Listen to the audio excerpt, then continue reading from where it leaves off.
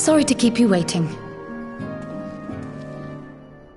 I've carried out the treatment as per Master Matoya's instructions.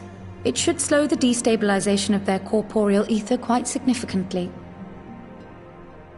But tell me, how fare our friends in the First?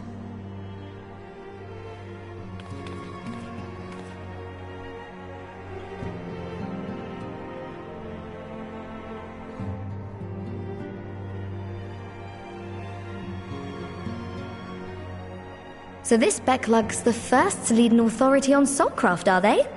Sounds promising. And Urianger's proffered solution of white auracite is rather ingenious now that I think of it.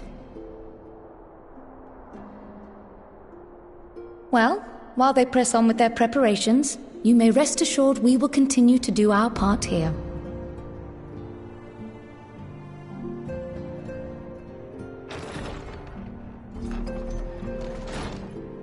Oh, you're back.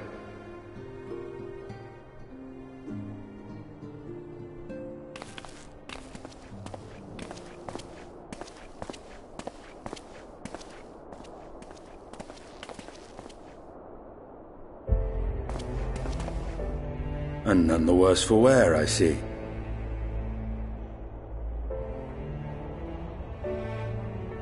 Estinian! Oh, thank the gods! We've been worried sick. Did you lose your link pearl or something? The situation in Garlemald has become more complicated. I was making my escape from the capital when I ran into one of yours, Riol. He thought it best we come straight here.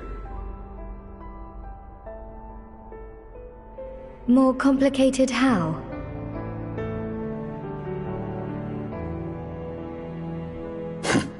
Where to begin? After entering the Empire via Razat Han, I went about my mission of investigating Black Rose. It was then, inside a provincial factory, that I encountered the one who styles himself Shadow Hunter, Gaius Baelsar. Our goals being apparently aligned, we joined forces and ventured on into the heart of the capital, to the very Imperial Palace itself.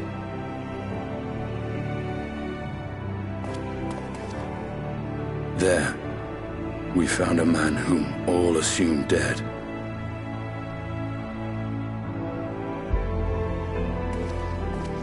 But his soul lives on, and he has wrested back his flesh. Xenos Ye Galvas.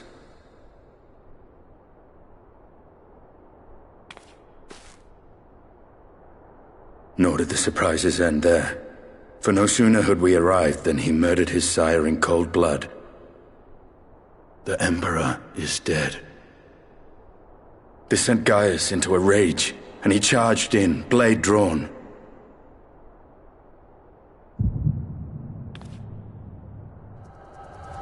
What's wrong?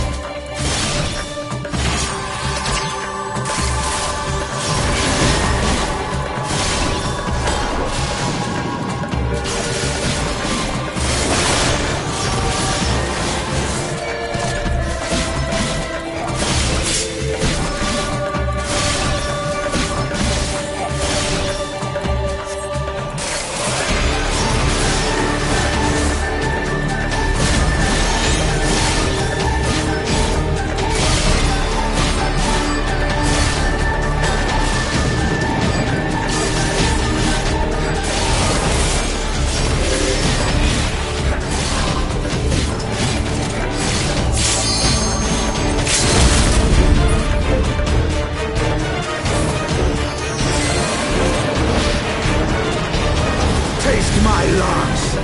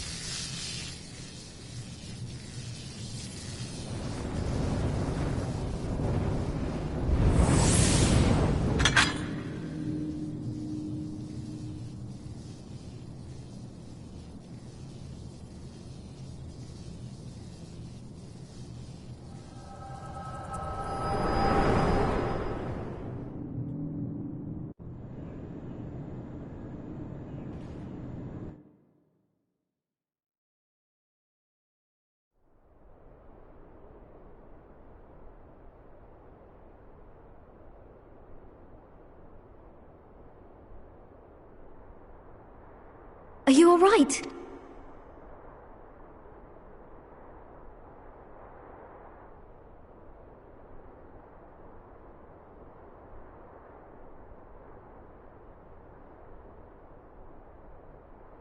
Peer into my past, did you?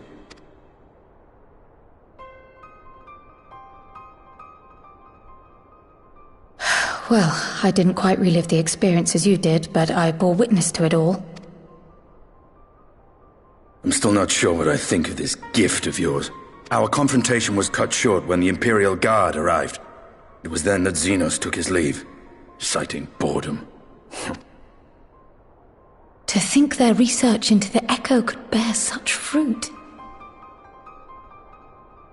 Escaping death, jumping from one body to the next, and returning to his own after all this time. He is an Ascian in all but name.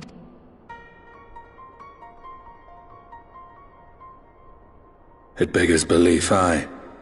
But no more than a hero traversing the rift between worlds.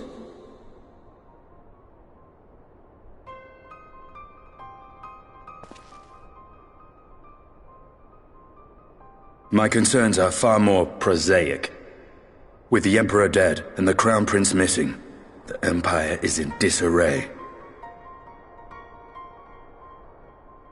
Until order is restored, assuming it even possible, we needn't fear an Imperial reprisal.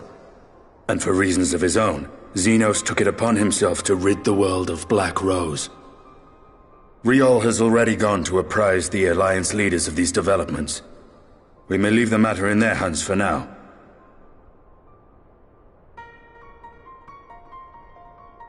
Then perhaps we have seen the last of the fighting at Gimlet.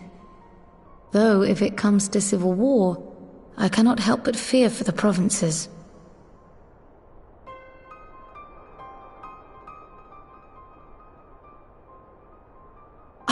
I'd nearly forgotten to ask. What became of Gaius? Did he not escape with you? That he did, but we parted ways shortly after leaving Garlemald. He claimed another threat had arisen which demanded his attention. He didn't elaborate, but the absence of some device or other in the capital gave him reason to believe they're planning something.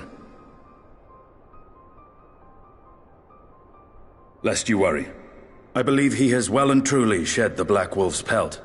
Conquest is no longer his objective. We may safely leave him to his own devices.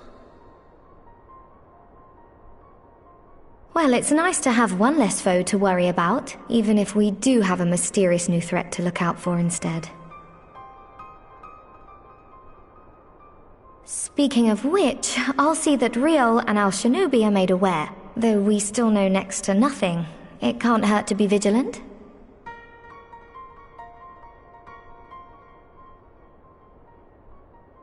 Well then, with Black Rose nipped in the bud, I believe I've fulfilled my part of the bargain.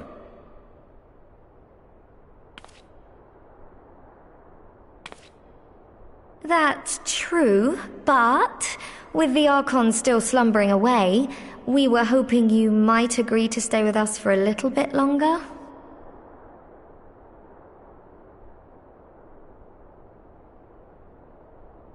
Sorry, but I'm not inclined to extend my contract. Gaius isn't the only one with business to attend to.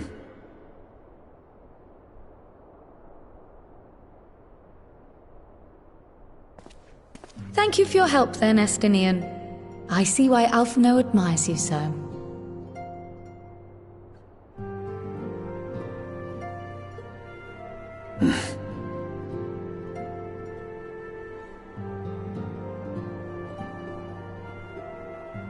Farewell, my friend. See that you don't make a habit of dozing off in battle.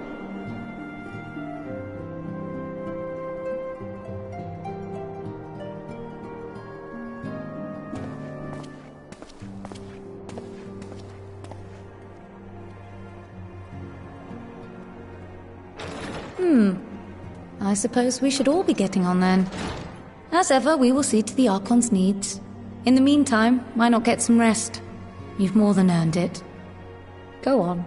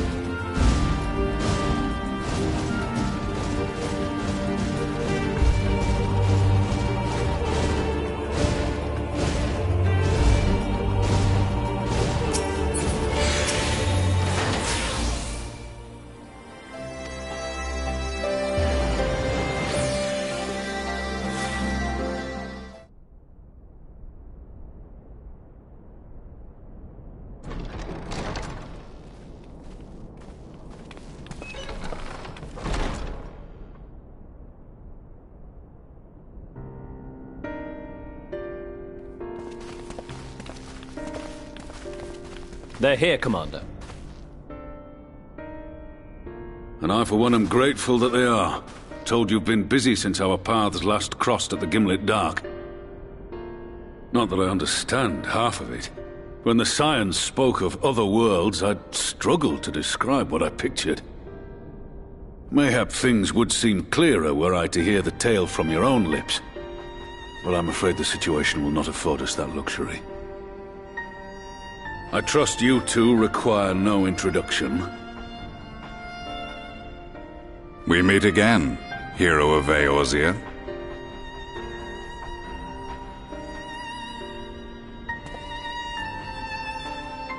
Must we repeat this ridiculous display? I pose no threat to you, though what I come to warn you of very well might. Had he meant to do us harm, I hazard he would have kept to the shadows, and brought more than 2 companions. We need not pretend to be the best of friends, but I hope we can put aside our differences for the present.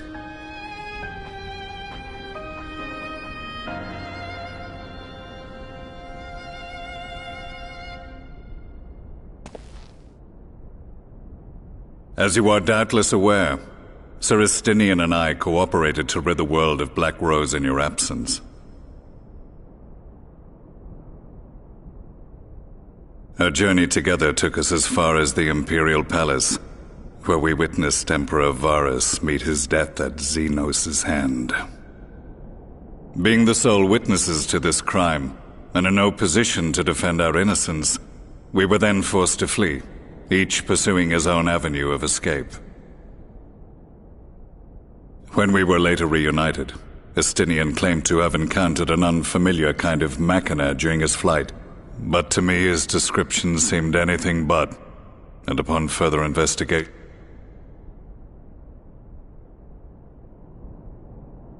the Empire is developing a new Ultima weapon.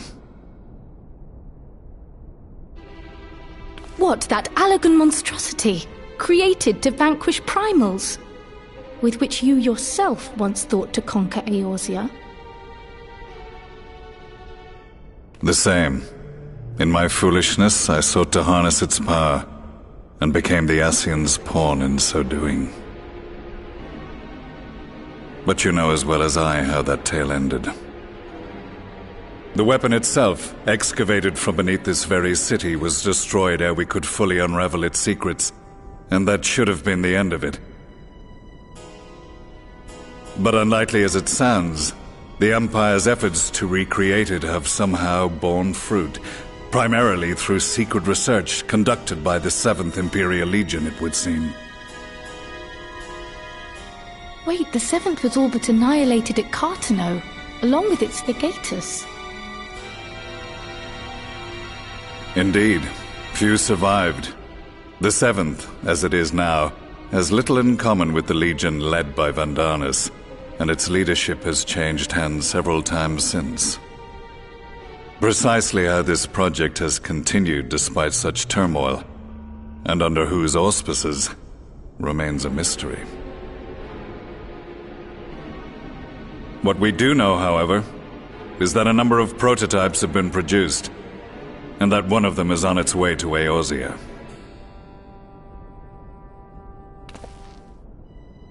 We attempted to stop it, but it was all we could do to slow its progress. So we resolved instead to bring you warning. And right glad are we that you did, though it soundly dashed our hopes that tensions might ease at last. As it is, we've begun to strengthen our presence in the Gimlet Dark, and are assembling a force to meet the coming threat. A force with you in its vanguard, I hope. Before you say anything, I know full well you have pressing concerns of your own. Your comrades remain in peril, and I would not ask you to forsake them. But the fact remains that you, and you alone, have faced the Ultima weapon, and emerged victorious. We need you. And so, when the time comes, if your comrades can spare you, I bid you lend us your strength. I've assigned an officer to await your word.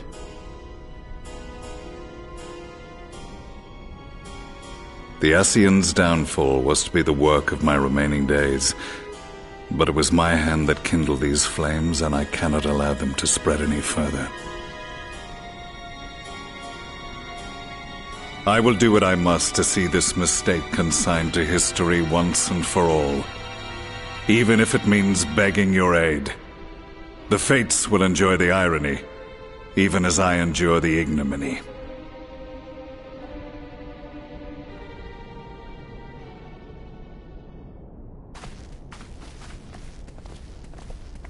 I too shall make for the border and offer my skills, meager though they seem in such company. Mayhap we shall meet there anon.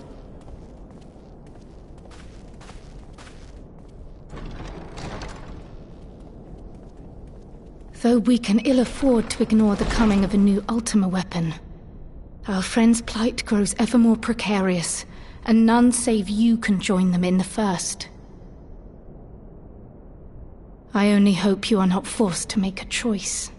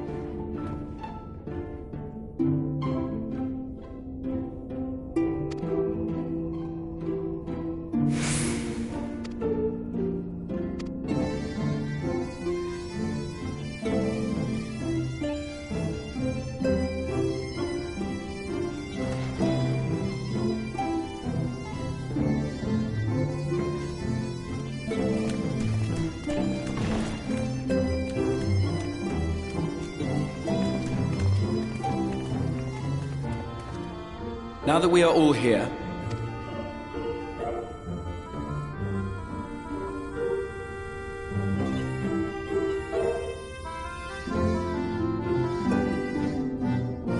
a new Ultima weapon. We must count ourselves lucky that Gaius has pledged his assistance. While this is indeed a worrying development, I think the state of the Empire as a whole great. With the Emperor slain and Xenos returned, it is impossible to predict how matters will unfold in Garlemald. The Ultima weapon may be but the first of many unpleasant surprises. The situation beareth closer observation, of that there is no doubt, and doth compound our need to return.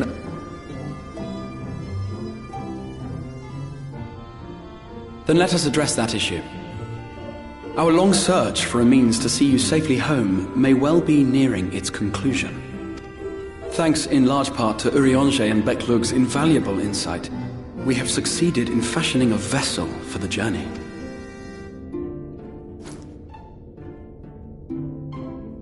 We set out to create a crystalline container retaining the more useful properties of white aurosite, but without its regrettable limitations. And after a good deal of trial and error, we made one. An ark for soul and mind both that will allow your incorporeal self in its entirety to be ferried between worlds. A spirit vessel, if you will. However...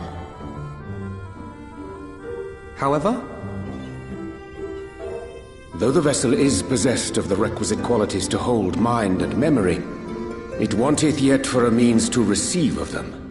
For that, we must needs imbue it with the Exarch's innate gift. A gift that lives on only through the blood of the Allagan Emperors, which certainly does not flow within aurosite or any other crystal. Just so, milady. The blood serveth as a conduit of sorts. In its absence, memory cannot pass from mind unto mind, nor from flesh unto crystal. That being the case, we must either alter the process of inheritance so as to require no such thing, or determine a means by which my blood may permeate the vessel. I am hopeful that the records found within this tower will yield the knowledge we require to pursue one or the other of these avenues. As well you should be. The Allagan's body of etherological research is extraordinary. I can scarce believe it the work of ages past. But its underlying principles are not so very different from those of my own field of study. Given time, we will find the answers we seek.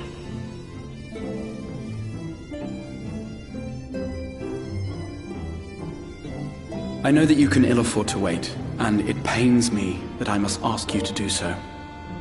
I can only reaffirm my promise to you that a solution will be found. Whatever it takes, I will see you safely home.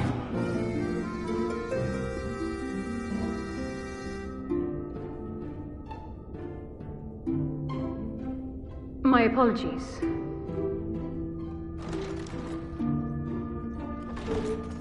I do hope you haven't come to tell us that mortal peril fast approaches. No. I had hoped to speak with the Warrior of Darkness. But there is no need to cut short your meeting on my account. I will be waiting outside.